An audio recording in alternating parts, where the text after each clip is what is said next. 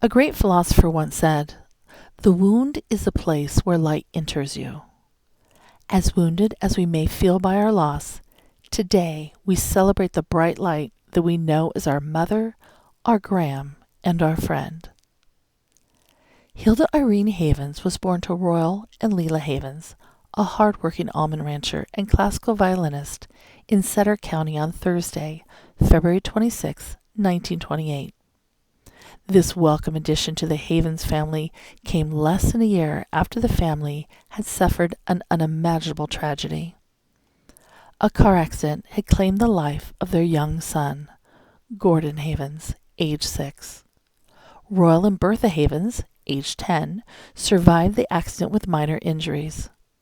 However, Leela had been thrown through the windshield and suffered disfiguring facial lacerations. Hilda would later recall the first few years of her life only viewing her mom's face through the black, heavy veil that she would rarely remove. The family's loss from this accident would leave deep emotional scars felt by the family that would forever inform Hilda's definition of beauty and the importance of resilience and survival. Hilda's next 11 years, 1929 to 1939, were spent during the dark days of the Great Depression. The scarcity of these difficult times served many lessons for a young girl. These challenging times of struggle provided the opportunity to develop strength through adversity. In addition, Hilda gained an appreciation of resources. This would be the origin of her need later in life to conserve every last scrap of fabric, stray button, or scant piece of yarn. What others may see as worthless trash held great promise and potential in Hilda's magical hands. With a hard-working father, an emotionally unavailable mother, and a wickedly mean older sister, Hilda would often reflect upon her childhood as feeling extremely lonely and isolated. Many days were spent by herself and relying only on her vivid imagination. Hilda found great joy in riding her pony and best friend Timmy, playing in the orchard with her Australian shepherd Jack, and outrunning the older boys in her class at school. Hilda's favorite activity and escape was drawing and sketching anything that caught her eye or that she could conjure up in her young and inventive mind. These formative years would build the framework for Hilda's remarkable imagination, creativity, and the ability to find peace even in being alone. It was 1942, and Hilda was now 14. This would be the patriotic, yet tumultuous years of World War II. Her family would witness older male cousins, nephews, other family members, and friends from the small community of Sutter leave for war, some never to return. During Hilda's sophomore year, her father accepted a teaching and football coaching position in the Bay Area.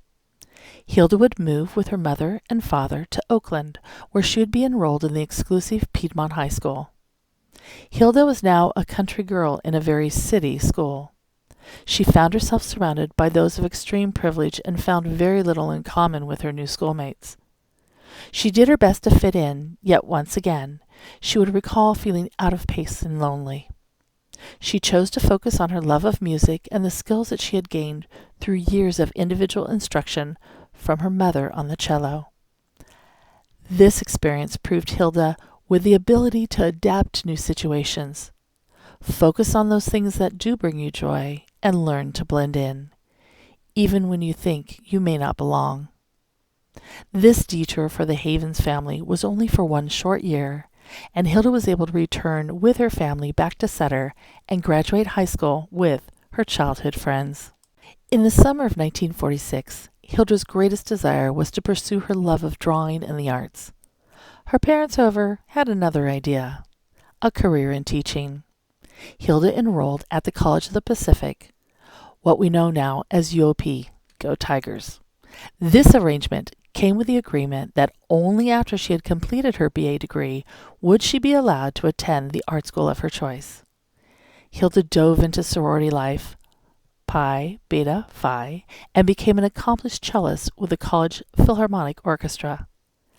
As agreed, in 4 short years, she graduated with a bachelor's degree in music, childhood education, and dance and made true friendships that would truly last a lifetime. Immediately following the summer of 1950, Hilda would move to Oakland and enroll in CalArts, where she would begin her formal training as a commercial illustrator. It was at this point in Hilda's life where, for the first time, she felt she was where she was meant to be. She had finally found her people who shared her love of art and the aesthetics. Hilda thrived at CalArts, and it is there where she was able to demonstrate her immense artistic talents and earn the approval of her peers. Her experience at CalArts would prove to change the trajectory of her life, and Hilda would never look back. In 1952, at the age of 24, Hilda landed her first professional job as an illustrator. Her immense talent would grab the attention of Bill Brunner, owner of the historic Brunner's Furniture.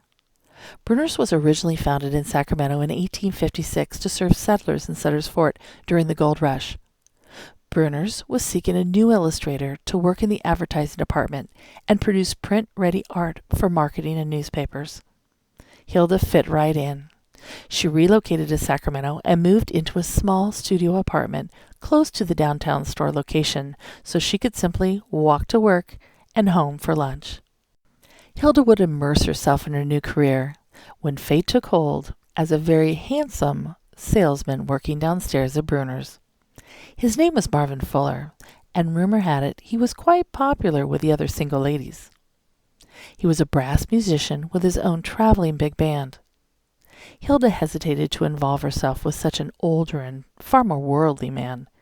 However, it didn't take long until a budding romance began, which soon led to a backyard wedding 3 short months later on March 7th, 1954. Mr. and Mrs. Marvin Fuller would embark on a life of love and laughter.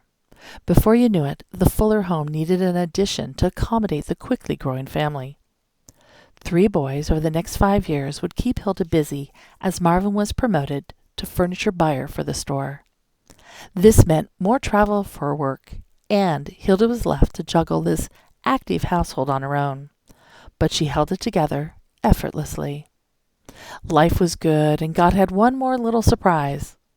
Just as the boys all became school age, a baby girl would join the family. The attached garage was then converted into a girls' room, and Hilda hired a nursing student to move in and become part of the family to help manage this joyful chaos. It was now 1966, and Hilda was fully involved in school activities, church programs, scout activities, and much, much more. When she was not cooking or cleaning, she was sewing or mending. She was an attentive and loving mother who was truly appreciated when Marvin would arrive from home after a long day of work and dive right in to help with the dishes, vacuuming, or discipline the children as needed. Their teamwork and commitment to each other would prove to be a living example of genuine love, partnership, and devotion. There were family trailer trips and campouts, fishing trips and bike adventures. Hilda's gift of planning and preparation always ensured that the trips were smooth, and Marvin relied on her honed navigation and map reading skills to successfully reach their destination. One could truly say that Hilda may have been one of the most multi-dimensional and complex women to ever walk this planet. Her insatiable curiosity and desire to learn never stopped. She would enroll in cooking classes on weekends, upholstery classes at night, gardening workshops at the local nursery, and even learned taxidermy. Hilda could dress up to the nine with 4-inch heels and pearls just as easily as she could don one of Marvin's old dress shirts, roll up her sleeves, and skin a dead porcupine. She was truly a Renaissance woman. Hilda's ability to nurture and love unconditionally was undeniable. One of the greatest demonstrations of her depth of love and devotion was her love for her beloved husband, Marvin. She stood by his side and supported the family during his overwhelming health challenges. All throughout the marriage, she balanced the stress of a concerned and frightened wife with the importance of providing her children with the support and security they needed during every bump and U-turn in the road. She had the heart of a pioneer woman and the strength and will to match. It was now 1981. The children were grown and beginning their own lives and families. It was time for Hilda and Marvin to simply just enjoy life untethered. They would spend months at a time traveling in their Airstream. Hilda would use her upholstering and sewing skills to work at Mission Springs in Santa Cruz, or later they would serve as park hosts for the National Forest Service in the Willamette Valley, Oregon. Hilda and Marvin shared a love of adventure and travel. They enjoyed an unforgettable cruise to Alaska and a spiritual journey to the Holy Lands. Their last trip together would be in March of 1990 as they celebrated their 36th wedding anniversary with an extended stay with friends in Hawaii. They returned stateside, tan, happy, and more in love than they had ever been. Just a few days after their return, Marvin passed away unexpectedly. Hilda had lost the love of her life, and once again she found herself alone. Although the grief was almost more than her heart could bear, she relied on her faith and her family to navigate through this new way of life. The gaping hole left in Hilda's heart would never be filled, yet she consciously chose to redirect her talents, skills, and gifts in a new and meaningful way. The next 2 decades, 1990 to 2010, Hilda would dive into her gardening, sewing, upholstery, travel, walking her German Shepherd, volunteering at events, working every election at the neighborhood polling place, riding her bike to the grocery store, continued to be a prolific blood donor, and got a job at the convention center as an usher and exam proctor. Hilda would make new friends and have new adventures traveling to Austria, Turkey, New England, Nova Scotia, and multiple trips up and down the coast from San Diego to Vancouver Island.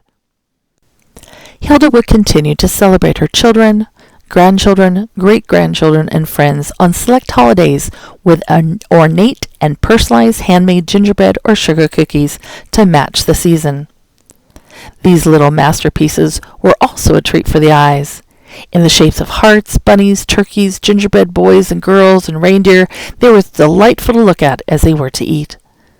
The amount of time, thought, love, and meticulous detail that went into every step of the process from dough to delivery brought great joy to every recipient lucky enough to be on Hilda's list. By 2008, Hilda was roaring into her 80s. She continued to stay as active as possible. Although 2 hip replacements, bad knees, and struggling with neuropathy may have slowed her down, she was rarely at a stop. Hilda's persistence and determination and pride would be her superpowers. Those gifts, along with her unshakable confidence in her destiny to be the Publishers Clearinghouse sweepstakes winner. Some would say Hilda was opinionated. She also possessed a stubbornness and uncanny ability to always see things her way. Her favorite catchphrase, especially later in life, was, "Well, I'll have something to say about that." Whether it was when time came to reconsider her driving privileges, or during those difficult conversations around aging safely yet staying independent, Hilda would nod with agreement, yet we all knew she had every intention of doing it her way. Here's a fun fact. Hilda identified as German. Hilda held tightly to this claimed heritage. Even after she was presented with clear scientific DNA results showing her heritage clearly as English, Scottish, Swedish, Nordic, and just a trace of Eastern European.